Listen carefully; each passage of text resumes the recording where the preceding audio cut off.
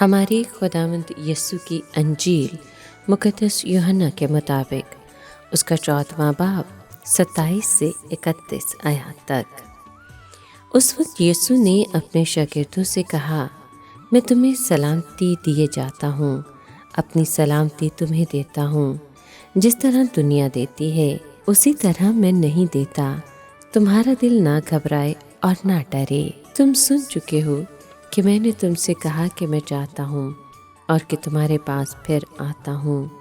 اگر تم مجھے پیار کرتے تو تم خوش ہوتے کہ میں باپ کے پاس جاتا ہوں، کیونکہ باپ مجھ سے بڑا ہے، اور اب میں نے تم سے اس کے ہونے سے بیشتر کہہ دیا ہے، تاکہ جب ہو جائے تو تم ایمان لاؤ۔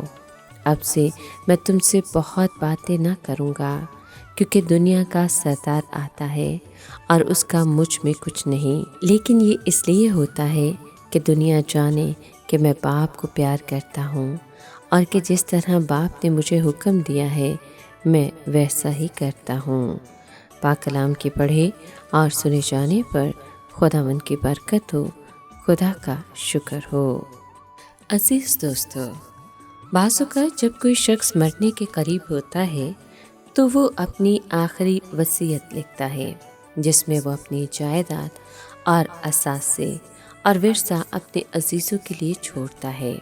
یہاں خداوند یسوع بھی یہی کچھ کر رہا ہے، البتہ اس نے مادی چیزیں نہیں دیں، بلکہ ایک ایسی چیز وراثت میں دی جو پیسے سے خریدی نہیں جا سکتی۔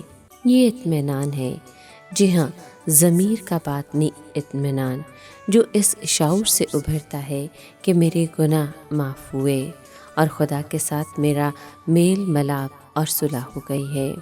مسیح یہ اس لیے دے سکتا ہے کہ اس نے اس کو کلوری پر اپنے خون سے خریدا ہے۔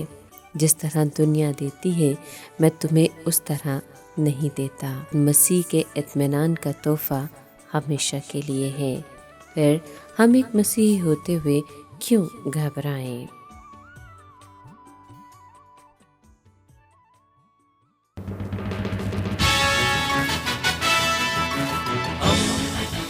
دوستی کا پیمبر، ریڈیو ویریتاس ایشیا۔